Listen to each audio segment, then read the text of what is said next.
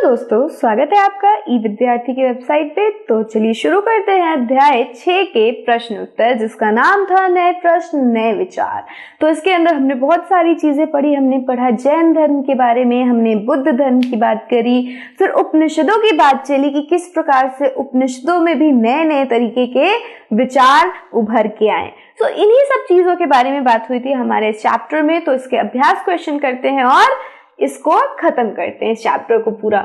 तो देखो, सबसे पहला हमारे पास प्रश्न है, बुद्ध ने लोगों तक अपने विचारों का प्रसार करने के लिए किन किन बातों पर जोर दिया। तो क्या क्या ऐसी बातें थी जो बुद्ध ने अपनी विचारों के प्रसार के लिए इस्तेमाल किया था। तो सबसे पहला उनका ये मानना था कि यह जीवन कष्टों और दुखों से भरा हुआ है और कष्टों का कारण हमारी इच्छा व लालसा है। तो बुद्ध का क्या मानना था कि ये जो जीवन है हमारा, उसके अंदर बहुत सारे कष्ट है, प्रॉब्लम्स है, जिनको हम प्रॉब्लम के नाम से जानते हैं, दुख यानी सैडनेस है। और ये सब चीजें क्यों होती है? क्योंकि हम अपने अंदर एक इच्छा रखते हैं कि अरे हमें कुछ मिल जाएगा, हमें ये चाहिए, हमें वो चाहिए। तो ये इच्छा और लालसा ही इन कष्टों और दुखों का कारण थी।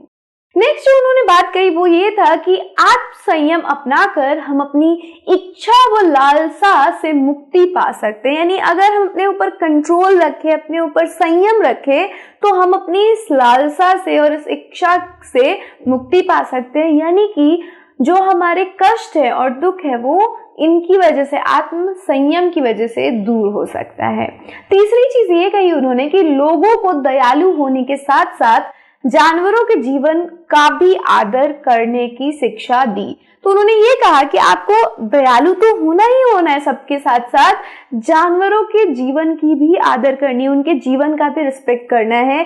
जैसे कुछ लोग अभी क्या कर रहे थे, जीव हत्या कर रहे थे इन फॉर्म ऑफ अनुष्ठान और यज्ञ करते वक्त वो क्या कर रहे थे, जानवरों की आहुति दे रहे थे। तो हमारे बुद्ध ने ये कहा कि आपको लोगों के लिए दयालु होना ही पड़ेगा, लोगों को दया दिखानी ही पड़ेगी, लेकिन साथ ही साथ जानवरों को भी आपको दया दिखानी है, उनकी जिंदगी की भी आपको कदर करनी है, रिस्पेक्ट करनी है।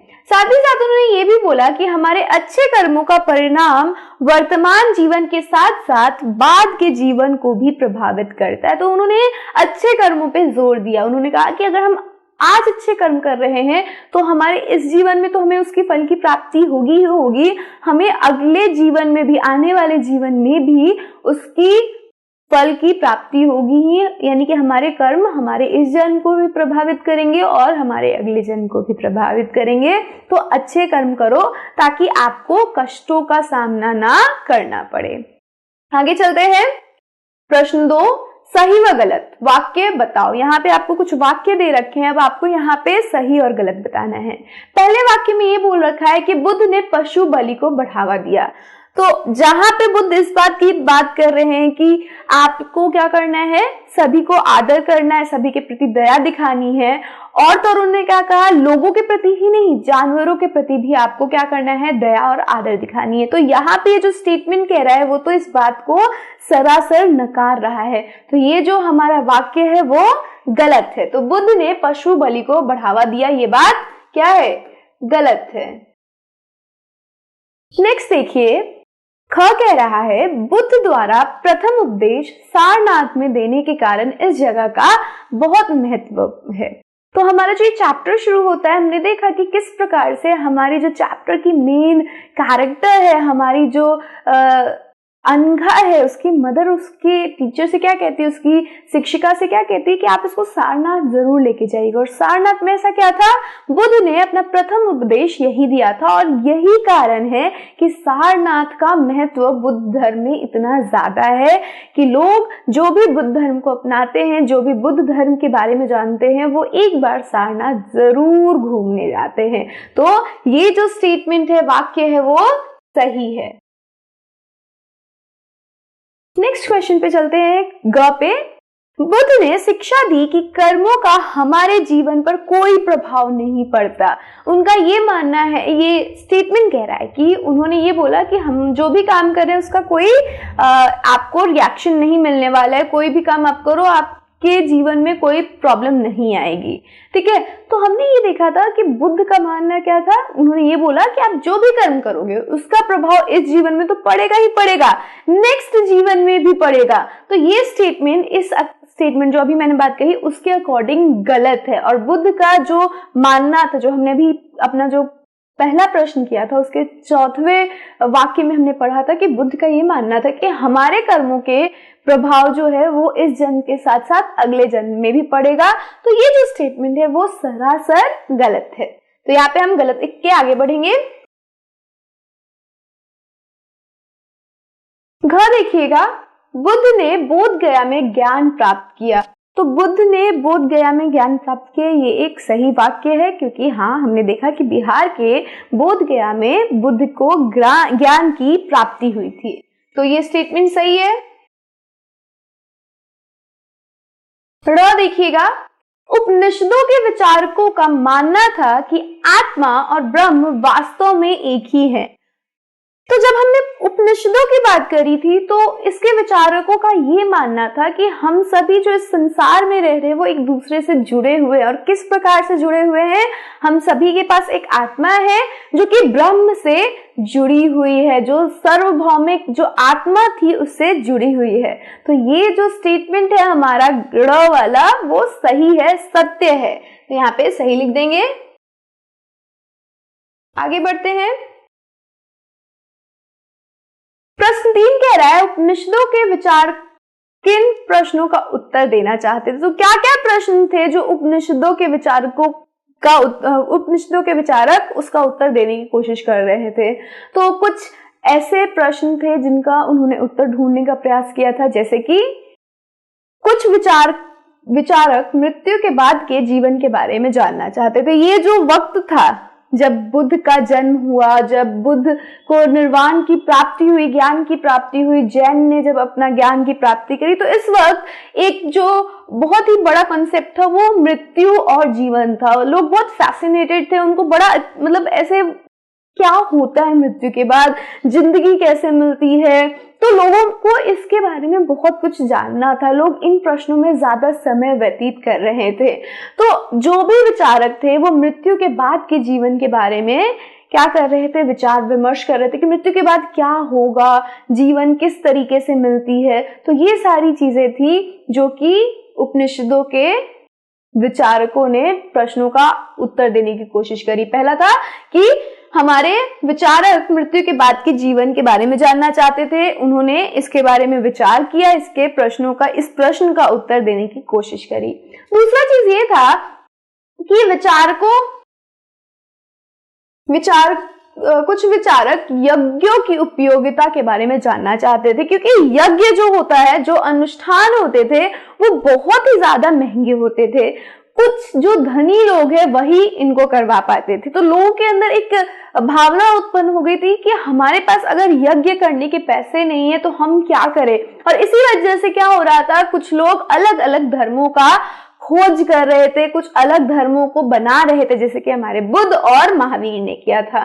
तो ये जो लोग थे उनका अब ये मानना था कि अनुष्ठान की जो उपयोगिता है, जो हमारे उपनिषदिक विचारक थे उनका मानना था कि जो हमारा यज्ञ है उसकी उपयोगिता क्या होगी, उनका प्रश्न था। तो उन्होंने फिर इसका आंसर दिया कि बहुत महत्वपूर्ण है। उन्होंने अपने इस आंसर के लिए बहुत सारे रीजंस दिए और इसको सपोर्ट करने के लिए, इस बात को सपोर्ट करने के लिए उन्होंने अलग अलग तरीके की बातें कही कि आप यज्ञ करोगे तो आपके साथ ये होगा, यज्ञ से हवा शुद्ध होती है और ये सारी चीजें। तो उन्होंने यज्ञ की उपयोगिता के बारे में जानना चाहा।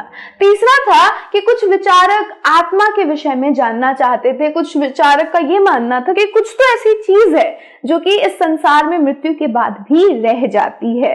तो ये विचारक आत्मा के विषय में जानना चाहते थे। तो ये सारे कुछ ऐसे प्रश्न थे जो उपनिषद के विचारकों ने जिनके उत्तर ढूंढने की कोशिश करी। आगे चलते हैं हमारे अगले प्रश्न पे। प्रश्न 4, महावीर की प्रमुख शिक्षाएं क्या थी?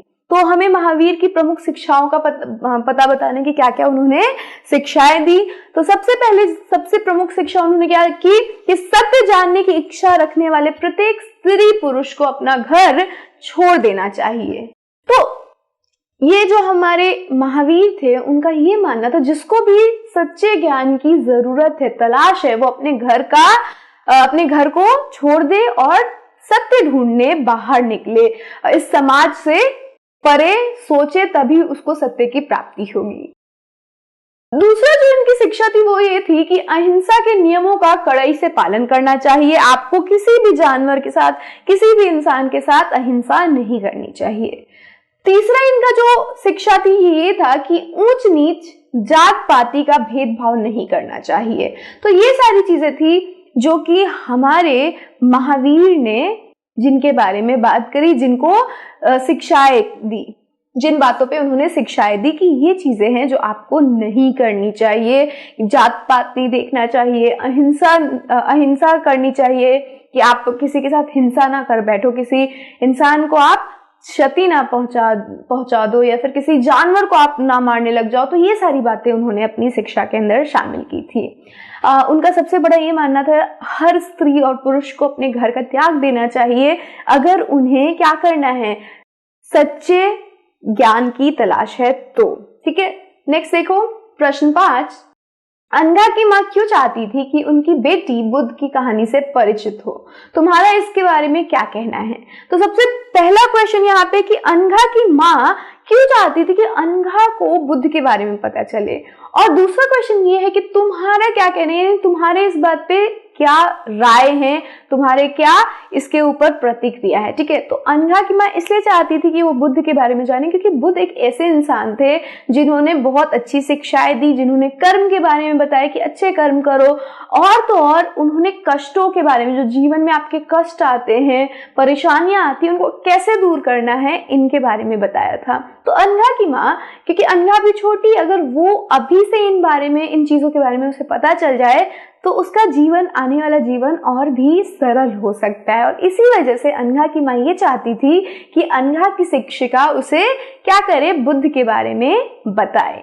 तो अनघा की माँ चाहती थी कि उसकी बेटी बुद्ध के जीवन और उनकी शिक्षाओं से भली भांति परिचित हो, इसलिए वो अपनी बेटी को बुद्ध की कहानी से परिचित कराना चाहती थी।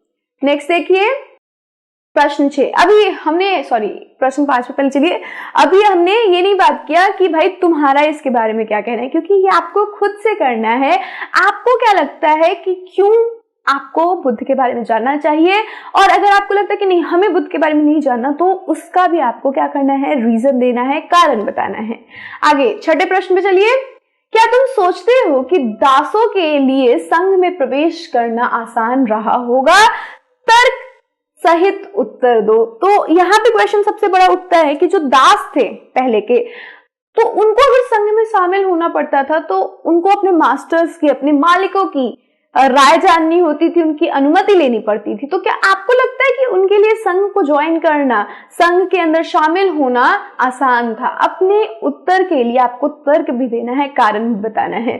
तो देखो, महावीर व बुद्ध के संघ में दासों का प्रवेश करना सरल नहीं होगा। भले ही इन दोनों ने ये कहा था कि हम सभी को संघ में प्रवेश की अनुमति दे रहे हैं, लेकिन उन्होंने वहां पे शर्तें भी तो रखी थी कि बच्चों को अपने पेरेंट्स से, स्त्री को अपने पिता या पति से, और तो और दास नौकरों को अपने मालिकों से अनुमति लेनी थी। तो यहाँ पे इस अनुमति की वजह से लोग जल्दी संघ में प्रवेश नहीं ले पाते थे, उनके लिए आसान नहीं होता था अपने मालिक को, अपने पिता या पति को मना पाना। तो यहाँ पे हमारे दासों के लिए सरल नहीं था कि वो अपने मालिकों को मना सके कि हमें संघ में जाने की आजादी दे, क्योंकि बुद्ध ने संघ में रहने के लिए जो नियम बनाए थे उनके अनुसार दासों को संघ में प्रवेश से पहले अपने स्वामी से अनुमति लेना आवश्यक था। तो हमने अभी बात करी, डिस्कस किया कि किस प्रकार से जो ये बुद्ध के संघ के नियम थे उसके अंदर क्या था, हमें अपने